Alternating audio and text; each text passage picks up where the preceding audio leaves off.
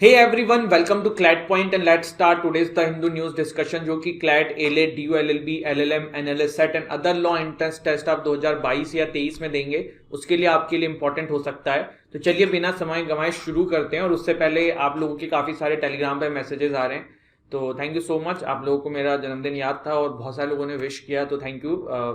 And return gift आपको ना है पढ़ाई के तरीके से देते हैं। ये क्लास लेके आप लोगों को मेरे तरफ से ये रिटर्न गिफ्ट है ना, कुछ सीखो पढ़ो। चलिए, तो आज का जो क्विज टाइम है, कल मैंने आपसे क्वेश्चन पूछा था, उसका जवाब था 62। आप लोगों ने सही जवाब दिया था। अब आज का जो क्वेश्चन है, penalising section under IPC for the offence of murder is, जरूर आंसर करिएगा कमेंट सेक्शन में। आज के जो एडिटोरियल्स हैं जो हमें डिस्कस करने हैं, उसमें से एक आर्टिकल यहाँ पे आया है रॉन्ग रूट, ये देखेंगे। यहाँ पे ओपन द स्कूल्स को मैं यहीं पे आपको बताता हूँ क्या लिखा हुआ है। एक ये सीड्स ऑफ सस्पिशन जो है, ये आर्टिकल अच्छे से डिस्कस किया जाएगा। तो देखो, ओपन द स्कूल क्या है। देखो, भारत में ना डिजिटल डिवाइड है। अब ये डिजिटल डिवाइड टर्म क्या है, आप में से बहुत सारे लोगों ने कहीं पढ़ी होगी, बहुत सारे लोगों को नहीं पता होगा।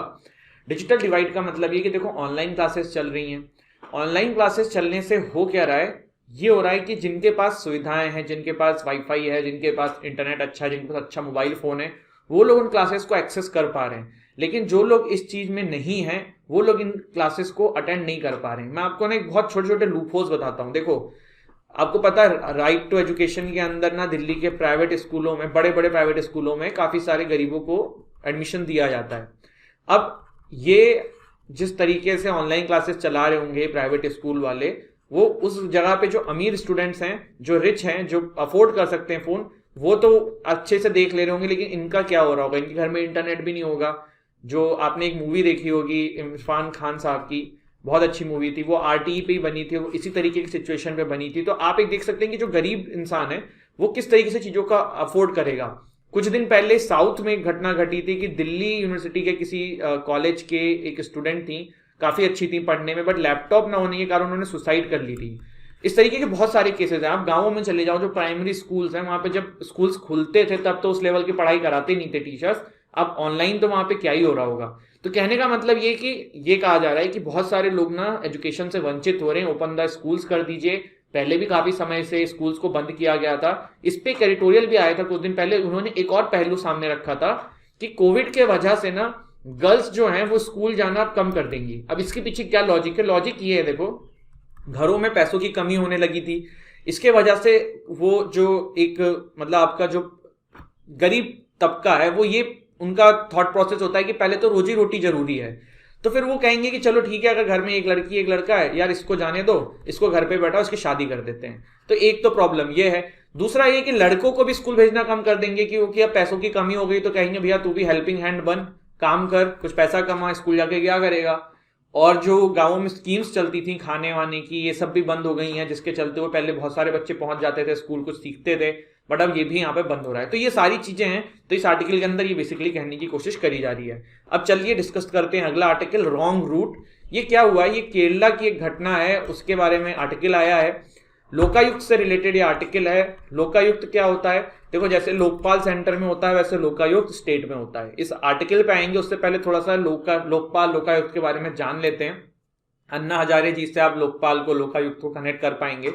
लोकपाल एंड लोकायुक्त एक्ट 2013 में लाया गया था, जो बात करता था establishment of Lokpal in centre and Lokayukta for state. एक स्टैट्यूटरी बॉडी है जो कि लोकपाल एक्ट से बनी है।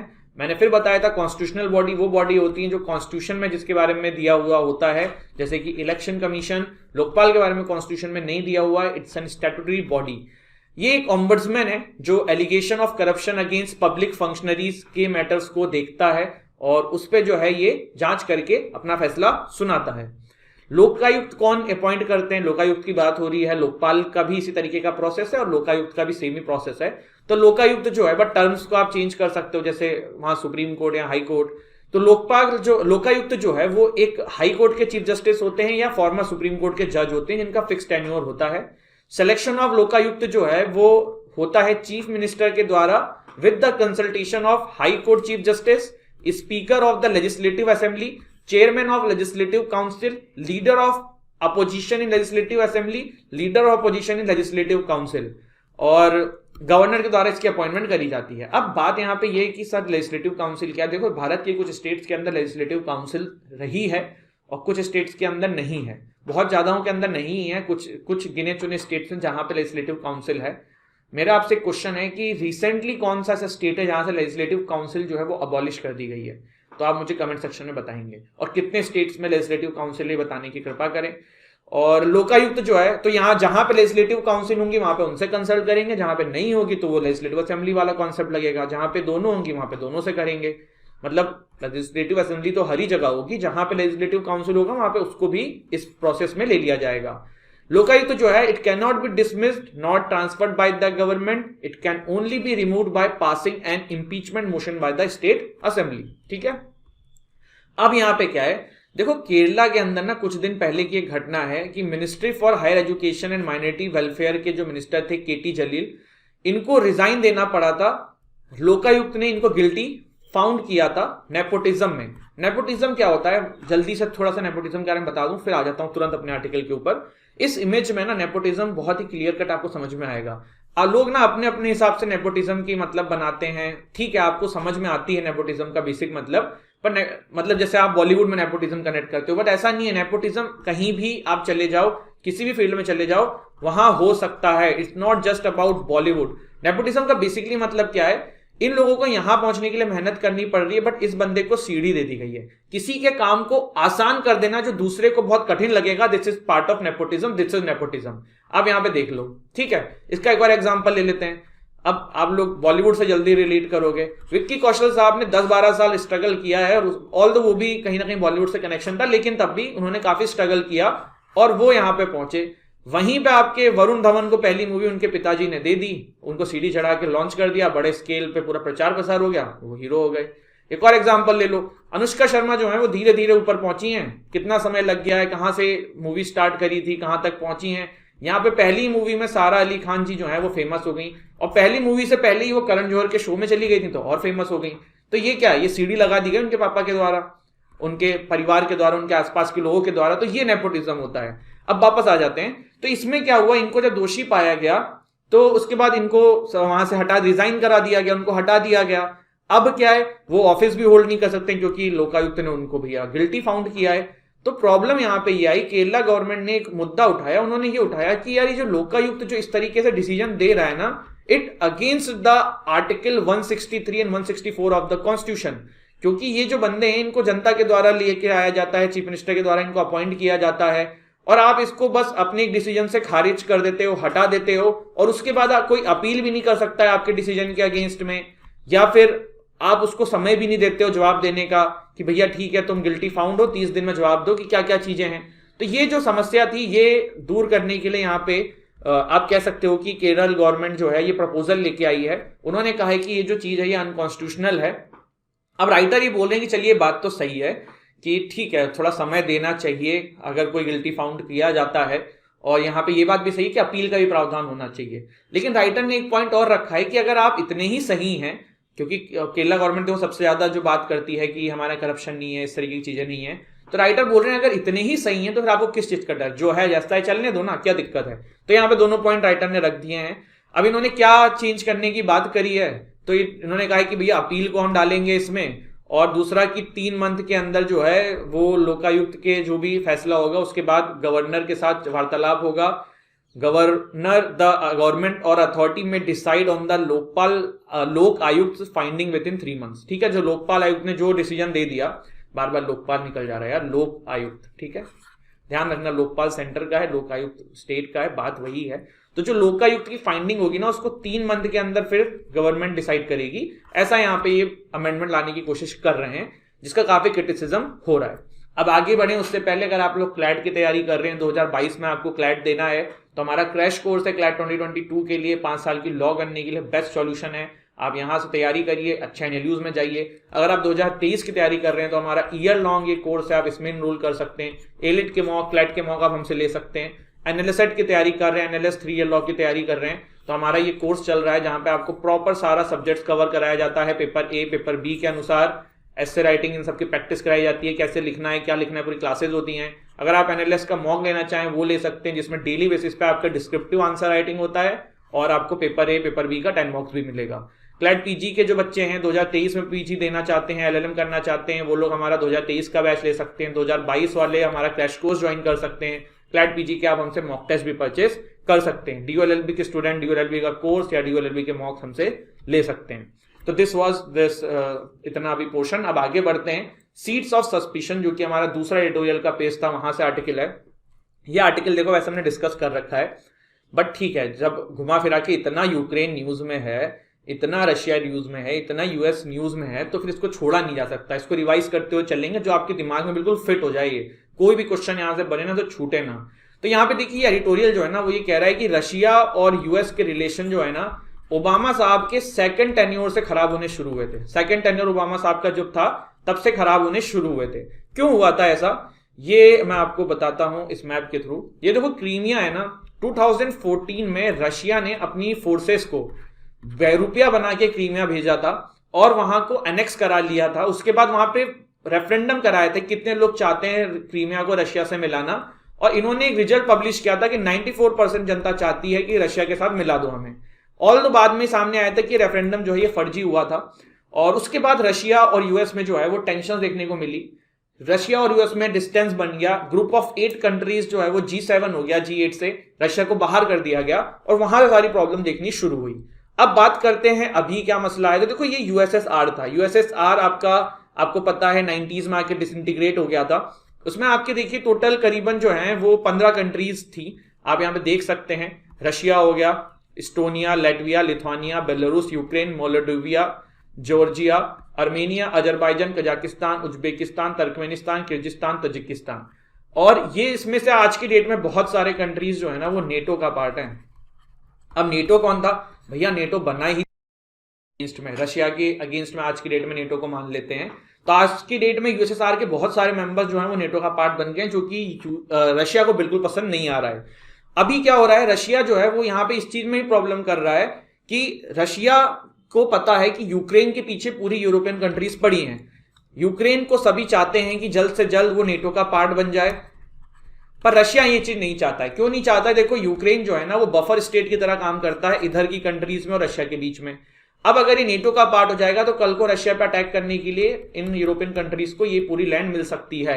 दूसरी बात ये, क्योंकि नेटो का प्रिंसिपल क्या है, हमारे में से किसी भी एक का दुश्मन है, हम सबका दुश्मन है, हम सब मिलकर उससे फाइट करेंगे।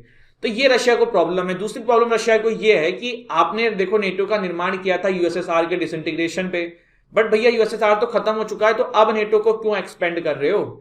दूसरी बात यहां पे रशिया को ये खल रही है। तीसरी बात रशिया को ये भी खल रही है कि और भी यहां पे छोटी छोटी कंट्रीज हैं जिनको नेटो अपनी तरफ अप्रोच कर रहा है और रशिया नहीं चाहता है कि ऐसा हो। रशिया ने कुछ डिमांड्स रखी हैं कि 1998 के बाद जितनी भी कंट्रीज नेटो में आए उनको बाहर करो, यूक्रेन को बाहर करो।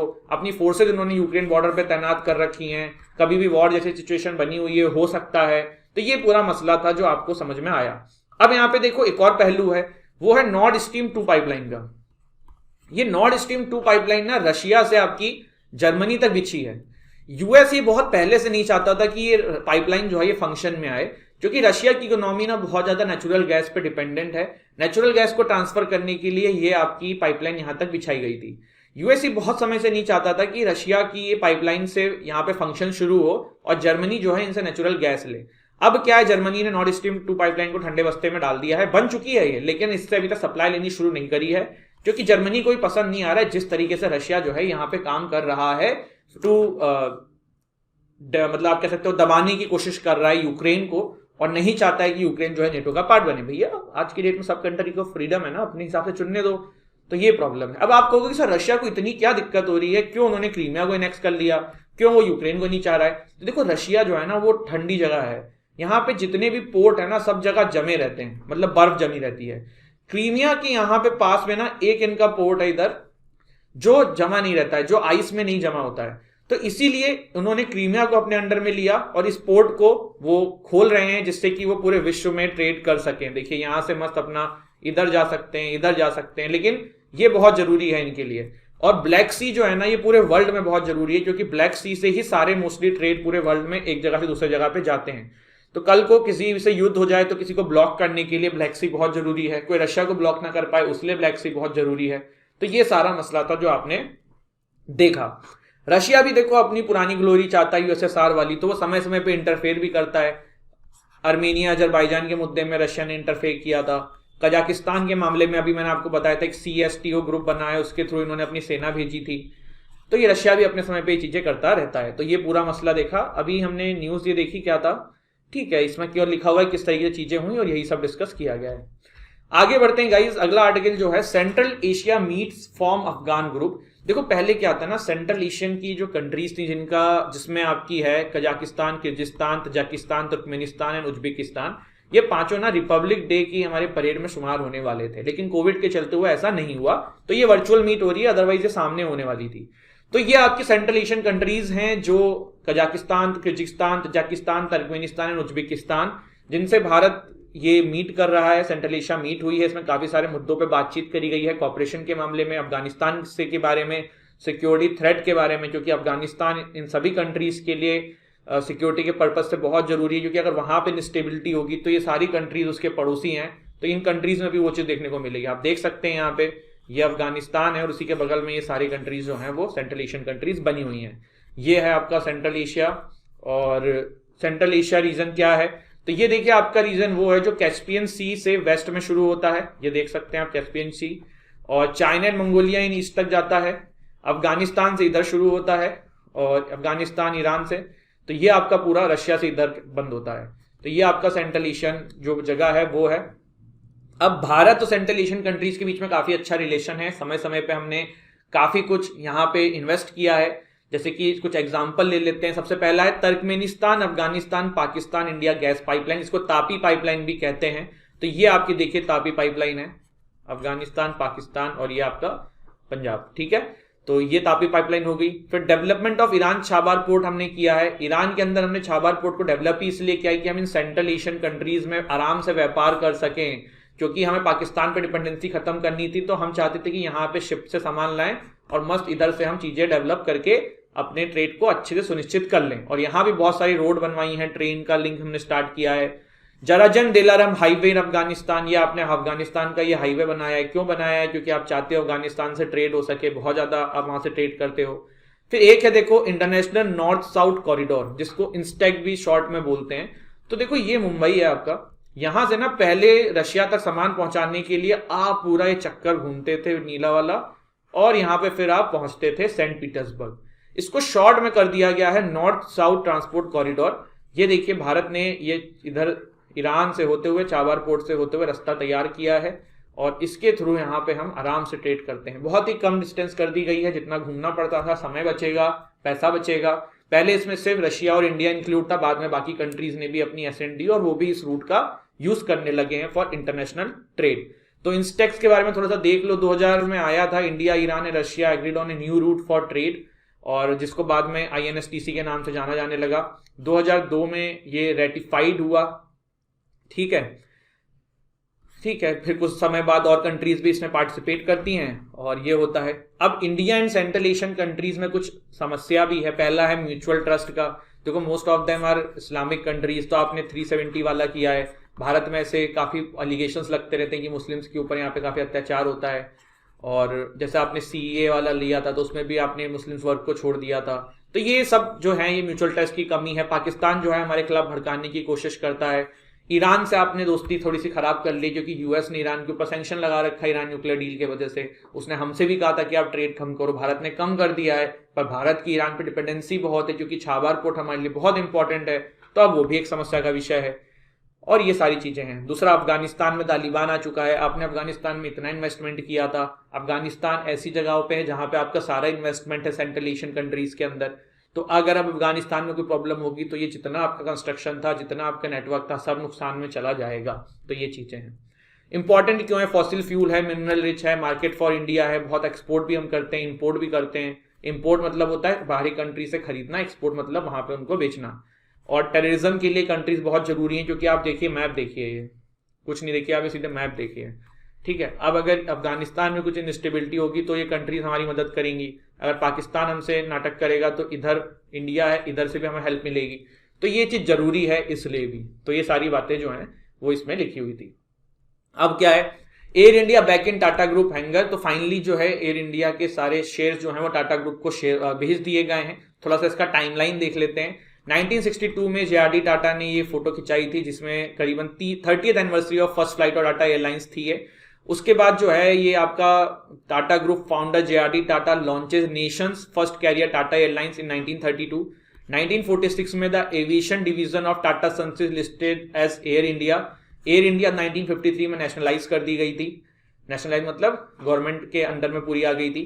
1994 से 1995 के बीच में फिर जब आपके भारत में एलपीजी रिफॉर्म्स आए, जब प्राइवेट मार्केट को भी इंट्रोड्यूस किया गया, पहले गवर्नमेंट ही सब चीज चलाने की कोशिश कर रही थी, तब फिर प्राइवेट मार्केट में एंट्री करते हैं 1994 से 1995 के बीच में।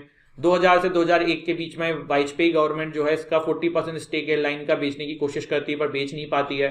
2007 में एयर इंडिया को इंडियन एयरलाइन के साथ मर्ज कर दिया जाता है, जो कि एक बहुत बड़ा फैक्टर है एयर इंडिया के डूबने का। अब थोड़ा सा जल्दी से ये मैं बता देता हूं मैं। देखो जो ये इंडियन एयरलाइन थी ना, इसका वर्क कल्चर अलग था, एयर इंडिया का वर्क कल्चर अलग था। 2007 तक air India was a profitable company but Indian airline was not. तो जब दोनों ही ये आपकी ग्रुप मिले तब उसके बाद काफी सारा नुकसान झेलना पड़ा एयर इंडिया को, और क्योंकि इंडियन एयरलाइन नुकसान में थी। दूसरा यहाँ पे ये भी था कि देखो जब वर्क कल्चर अलग अलग होते हैं तो ताल घाट बैठाना जो है काफी मुश्किल होता है। तो ये सब समस्या थी जिसकी वजह से एक बहुत बड़ा कारण माना जाता है एयर इंडिया की फेलियर का। फिर देखो एक और है, जब थोड़ा सा गवर्नमेंट वाली चीज आ जाती है ना तो रेड टेपिज्म हर जगह होता है। रेड टेपिज्म का मतलब होता है थोड़ी सी मक्कारी करना शुरू कर देते हैं। फिर क्या है, मोदी गवर्नमेंट जी ने इन्वाइट किया 76% स्टेक खरीदने के लिए, मार्च 2018 में कोई तैयार नहीं हुआ। 2020 में फिर इन्होंने 100% स्टेक बेचने की बात करी, जिसमें टाटा ग्रुप और स्पाइस जेट के प्रमोटर अजय सिंह ने फाइनेंशियल बिड्स करी। टाटा ग्रुप जीतता हुआ सामने आया और एयर इंडिया जो है फाइनली अब इनके कंट्रोल में आ चुका है। फिर क्या है, PLA hands over missing team to army. ये आपकी चाइना की आर्मी ने, पीपल लिबरेशन आर्मी ने, एक टीम मिस हो गए थे आपके नॉर्थ ईस्ट के, अरुणाचल प्रदेश के, मीरान तारोन इनका नाम है, तो उनको वापस कर दिया है। फिर यहाँ पे क्या है, oppose to third party in LAC talks, China ने यूएस को साफ साफ कह दिया है कि भैया भारत और चाइना के बीच में अच्छी खासी बातचीत चल रही है, बॉर्डर इशू रिजॉल्व करने की हम कोशिश कर रहे हैं, आप थोड़ा सा दूर रहो। फिर क्या है, state over Padma awards continues in Bengal. Bengal में देखो क्या हुआ, पहले इनके जो फॉर्मर चीफ मिनिस्टर रह चुकी हैं बुद्धादेव भट्टाचार्य जी, इन्होंने मना कर दिया था कि वो पद्मा भूषण जो है वो एक्सेप्ट नहीं करेंगी। उसके बाद लीजेंडरी सिंगर संध्या मुखर्जी जी ने भी इस तरीके की बात कही और अनिंदो चटर्जी जी ने भी इस तरीके की बात कही, जिसकी वजह से काफी कंट्रोवर्सी देखने को मिल रही है। वेस्ट बंगाल में कल भी हमने एक चीज देखी कि इनकी झांकी को रोक दिया गया था, तो उन्होंने स्टेट में अपने उस झांकी को पेश किया, और सेम तमिलनाडु ने भी किया था। Growing threat to rights in India. अब देखो मोदी जी ने एक स्टेटमेंट दी थी कि डेवलपमेंट के लिए राइट्स को थोड़ा सा पीछे रखना होगा, तो आप उसी के अगेंस्ट में स्टेटमेंट को बोल सकते हो farmer vice president of India के द्वारा, कि समय धीरे धीरे जो है भारत के अंदर राइट्स जो हैं लोगों के, ह्यूमन राइट्स जो है उसका वायलेशन हो रहा है, ध्यान नहीं रखा जा रहा है डेवलपमेंट के नाम पे और आगे बढ़ने के नाम पे। फिर क्या है, address Russia's legitimate concern China tell US. हमने पूरा आर्टिकल डिस्कस किया है एडिटोरियल में, वही बात है पूरी, बस इसमें चाइना ने ये कहा है रशिया से, यूएस से, क्योंकि रशिया चाइना भी काफी दोस्त हो चुके हैं, कि भैया आप जो है बीच में इंटरफेयर ना करो, और यूएस जो है आप सिंपल सर्ट जो उनके लेजिटिमेट कंसर्न है उसको सुनिए और फैसला सुनाइए। ये मत कहिए कि रशिया गलत कर रहा है, रशिया जो कर रहा है सही कर रहा है, और उनके जो लेजिटिमेट प्रॉब्लम्स हैं उसको आप सुनिए। ये चाइना ने कहीं ना कहीं रशिया को सपोर्ट अपना दे दिया है। इसके बाद है EU launches WTO case against China for targeting Lithuania. ये एक दिन मैंने एडिटोरियल में डिस्कस किया था कि ये जो कंट्री है इन्होंने ताइवान का डिप्लोमेटिक ऑफिस अपने यहाँ पे खोल दिया था। चाइना ताइवान को अपना पार्ट क्लेम करता है, जिसके चलते हुए चाइना जो है वो इससे नाराज हो गया है, और फिर उसने इसके ऊपर काफी सारे ट्रेड सैंक्शन लगा दिए, इसके बाद व्यापार करना बंद कर दिया। बहुत ही छोटी कंट्री है, सो काफी ज्यादा नुकसान झेलना पड़ रहा है, जिसके चलते हुए WTO में केस आ गया है कि EU ने, यूरोपियन यूनियन ने लॉन्च किया है ये केस कि भैया ये चाइना की जो प्रैक्टिस है ये वर्ल्ड ट्रेड ऑर्गेनाइजेशन के जो रूल्स हैं उसके अगेंस्ट में है, फेयर ट्रेड के अगेंस्ट में है, और इस पर कुछ फैसला लेके आइए। तो ये बात हमने यहाँ पे देखी। इसके बाद North Korea fires 2 missile as testing blitz continues. तो फिर से यहाँ पे 2 इन्होंने बैलिस्टिक मिसाइल फाइल करी हैं। नॉर्थ कोरिया के बारे में हम ये मिसाइल टेस्टिंग का बात काफी समय से सुन रहे हैं, काफी सारे आर्टिकल्स हमने देखे हैं। मैंने आपको डिफरेंस बताया था, बैलिस्टिक मिसाइल जो है कुछ इस तरीके से जाती हैं पैराबोलिक शेप में, और एक होती है क्रूज मिसाइल जो थोड़ा सा हवा में चलती हैं, उसके बाद सीधे आपकी आगे बढ़ती हैं और फिर टारगेट पे जाती हैं। ये जो है ये रॉकेट इंजन के साथ आगे बढ़ती है। ये जो है आपका इसको जेट इंजन बोलते हैं क्रूज मिसाइल में। क्रूज मिसाइल का एग्जाम्पल है ब्रह्मोस हमारे इंडिया के अंदर, ठीक है। अब जो रडार होता है, रडार के मतलब पकड़ में जल्दी जो है ये बैलिस्टिक मिसाइल आ जाती है, क्योंकि ज़्यादा हायर एल्टीट्यूड पे उड़ती है और ये जो है काफ़ी नीचे उड़ती है, इस वजह से यहाँ पे ये ट्रैक नहीं कर पाता है रडार जल्दी। दूसरी चीज़, बैलिस्टिक मिसाइल जो है इसमें फिक्स फ्यूल होता है, रॉकेट इंजन के अंदर फिक्स फ्यूल भरते हैं जो यहाँ पे जाता है, उसके बाद ग्रेविटी यूज में होती है और उस तरीके से टारगेट पे अटैक होता है। वहीं जो आपका क्रूज मिसाइल थी, मैंने आपको बताया था कि ये हवा में खुद से और ईंधन जो है वो क्रिएट कर लेता है, इसीलिए यहाँ पे देखिए ये बिल्कुल सीधी टेरिटरी से चल पाता है, अदरवाइज इसको भी फिर नीचे गिरना पड़ जाता। तो ये बेसिक कुछ चीजें थी जो हमने देखी और दिस इज इट। तो आज हमने नॉर्थ कोरिया ने जो मिसाइल करी, बैलिस्टिक और क्रूज मिसाइल में डिफरेंस देखा। ईयू ने डब्ल्यूटीओ के अगेंस्ट में केस लॉन्च, डब्ल्यूटीओ के अंदर चाइना के अगेंस्ट में केस लॉन्च किया है। रशिया की लेजिटिमेट कंसर्न सुनो, चाइना ऐसा कह रहा है यूएस से, threat to right in India, ऐसा हामिद अंसारी जी ने कहा है। पद्मा अवार्ड्स को लेके बवाल जो है वो कंटिन्यू है। एलएसी टॉक्स टाटा ग्रुप के अंदर आ चुका है, एयर इंडिया प्रॉपरली ट्रांसफर सब हो चुका है। फिर हमने पूरा ये सेंट्रल एशियन कंट्रीज हमारे लिए क्यों इंपॉर्टेंट है, ये मीट थी, इससे हमने देखा क्या मामला था, सब देखा हमने। रशिया वाला पूरा मैटर देखा, यूक्रेन वाला पूरा मैटर देखा। इन कोर्सेज में आप कैसे इनरोल कर सकते हो, डिस्क्रिप्शन में हमारे ऐप का लिंक है, ऐप डाउनलोड करिए, वहाँ पे स्टोर सेक्शन में जाइए, कोर्स को परचेस करिए। आप हमारे वेबसाइट पे भी विजिट कर सकते हैं और ज़्यादा जानकारी के लिए नीचे जो नंबर दिए हुए हैं डिस्क्रिप्शन में, वहाँ पे कांटेक्ट भी कर सकते हैं। फिर मैंने आपको केरल में जो ये तब्दीली करने की कोशिश करी जा रही है इसके बारे में देखा, नेपोटिज्म का कॉन्सेप्ट भी मैंने आपको समझाया और ये आज का आपका कुछ क्वेश्चन है।